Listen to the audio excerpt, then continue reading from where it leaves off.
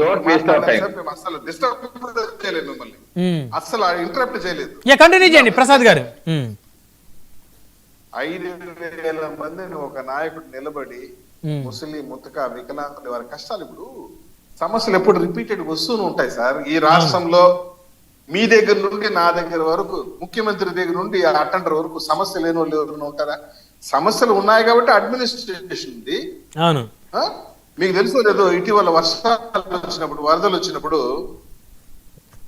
సాక్షాత్ మన రాష్ట్ర ముఖ్యమంత్రి సెక్రటేరియట్ లో పడుకున్నాడు. మీకు తెలుసా? ఒక 4 days 5 days బ్యాక్ రాష్ట్ర ముఖ్యమంత్రి చంద్రబాబు నాయుడు గారు లిటరల్ గా ఇంటికి పోకుండా మొంతా తుఫాన్ వచ్చినప్పుడు సచివాలయంలోనే ఆయన 2 hours పడుకున్నాడు. అంటే ఉదయం నుండి సాయంత్రం దాకా రివ్యూ చేసి మధ్యలో 2 hours రెస్ట్ తీసుకుని ఇంటికి పోలేదు ఆయన. కూడా నాయకుడు ప్రజల యొక్క గుండె చెప్పులను వినడానికి అవకాశం ఇవ్వాలి, స్కోప్ ఇవ్వాల.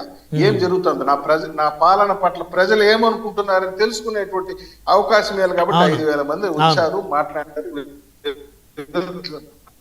అది కూడా తప్ప. ఏ రోజైనా జగన్మోహన్ రెడ్డి తన ఇంట్లోనో తన పార్టీ ఆఫీసులో కూర్చుని 5,000 మందిని కలిసి ఓపిక విన్న దాఖలాలు ఉందా అని అడుగుతున్నాను. అంతెందుకు, మొంతా తుఫాన్ వచ్చినప్పుడు మా నాయకుడు సచివాలయంలో కూర్చున్నాడు, సచివాలయంలో పడుకున్నాడు, మానిటర్ చేశాడు.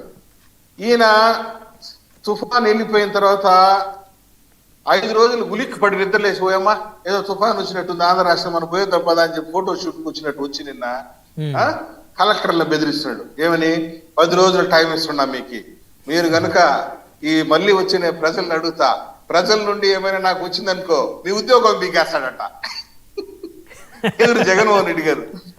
అది ఏం చెప్తున్నాడు, నేను మళ్ళీ వస్తా 10 రోజుల తర్వాత, ప్రజలను అడుగుతా, ప్రజల నుండి రిపోర్ట్ సరిగా రాలేకపోతే మళ్ళీ నేను వస్తున్నా, వచ్చిన తర్వాత మీ ఉద్యోగం పీకేస్తా. ఏందో నువ్వు పీకేది? నువ్వు సరిగా పని చేయలేదు కాబట్టి నీకు ఉద్యోగం పీకేసిండేది ప్రజల్లో. నువ్వు సరిగా పనిచేసింటే నీ ఉద్యోగం కంటిన్యూ అయ్యింది కదా. మరి నిన్నెందుకు పీకేశారు ప్రజలు? నువ్వు సరిగా పనిచేయలేదని కదా. అది వదిలిపెట్టేసినాడు. పైగా జోగి రమేష్ గారి గురించి మాట్లాడతారు. మా జోగి నోట్లో ఏలు పెడితే కూడా పొరకలేనోడు, అటువంటి వాడిని అరెస్ట్ చేసేసినారు. పాయింట్ మాత్రం జోగి పైన స్టేట్మెంట్ ఇందుకే మధ్యలో వచ్చా అంటే ఫీల్ అవుతారు. పాయింట్ మాట్లాడే దమ్ము కూటమిలో ఎవరికి లేదు. పాయింట్ మాత్రం అడిగి ఇన్ని ప్రశ్నలు అడిగినా ఒక్కదానికి సమాధానం చెప్పే దమ్ము లేదు. కానీ జోగి జోగి అని చెప్పి తప్పుడు మాట ఏంటికే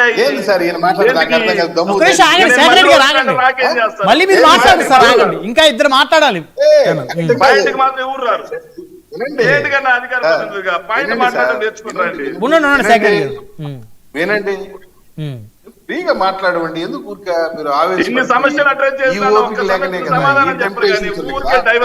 సార్ ఇప్పుడు ప్రజా దర్బారు మళ్ళీ ఎప్పటి నుంచి నిర్వహిస్తారు చెప్పండి?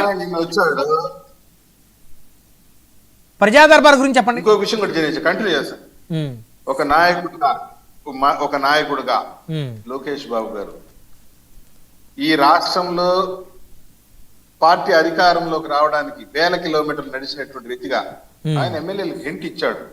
ఎమ్మెల్యేలు ప్రజలకు అందుబాటులో ఉండండి, అందుబాటులో ఉండవలసిందే, ప్రజా దర్బార్ నిర్వహించవలసిందే అని చెప్పి ఆదేశాలు ఇచ్చాడు. పార్టీ జనరల్ సెక్రటరీగా, ఒక మంత్రిగా, ఒక నాయకుడుగా ఈ పార్టీని తన రెక్కల ముక్కల కష్టంతో తీసుకొచ్చినటువంటి అధికారం తీసుకొచ్చిన వ్యక్తిగా చెప్తాడు. తప్పే ఉంది?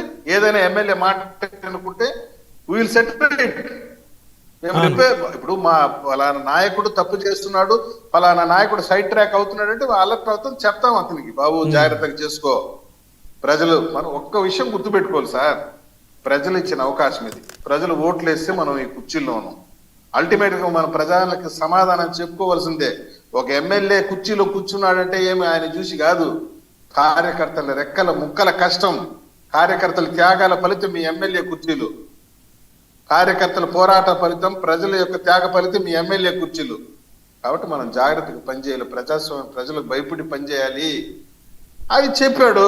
ఓకే, గత 5 ఏళ్ల సమయంలో ఎక్కడైనా ఎమ్మెల్యేలకు అపాయింట్మెంట్ ఉండిందా, ఎంపీలకు అపాయింట్మెంట్ ఉండిందా? ఎమ్మెల్యేలే వచ్చి గోడు నేర్చుకున్నారు కదా. మాకు తాడేపల్లి గేట్ కాడికి పోతే కుక్కలు వదిలినారు మా వేదికనే. ఎమ్మెల్యేలు తాడేపల్లికి పోతే కుక్కలు వదిలినారు, ఉసుకో కొరకండి ఇన్ని కొరకండి అనేసి. ఆ విధమైన పరిస్థితి లేదు కదా. మా దగ్గరికి ఇప్పుడు సెన్సేషన్ 5,000 మందిని కలవటం అంటే తమాషా సార్. నేను ఉదయం నుండి మా పార్టీ ఆఫీస్ లో కూర్చున్నాను. ఒక 30 కాదు, నాకు మంది డౌట్, కలిశారు. 5,000 మందిని లోకేష్ గారు ఒక్కొక్కరితో ఎన్ని నిమిషాలు మాట్లాడారు? అసలు సమయం సరిపోయింది ఒక రోజుకి? కరెక్ట్ పాయింట్ అడిగాను.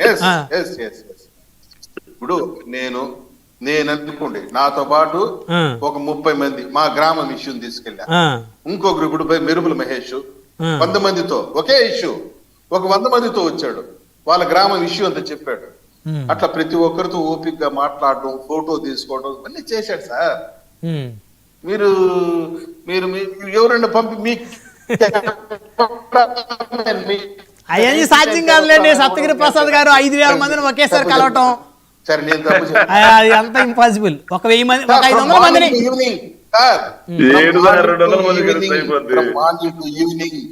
ఓకే, సంతోషం కలిస్తే కలవండి. ఇప్పుడు నా పాలన ఎట్లుందని తెలుసుకుంటేనే కదా తప్పులు చేస్తే సర్దిద్దుకునేది. నేను ప్రజల్నే కలవకుండా పోతే నాకెట్ట తెలుస్తుంది నా పరిపాలన ఎట్లుందని?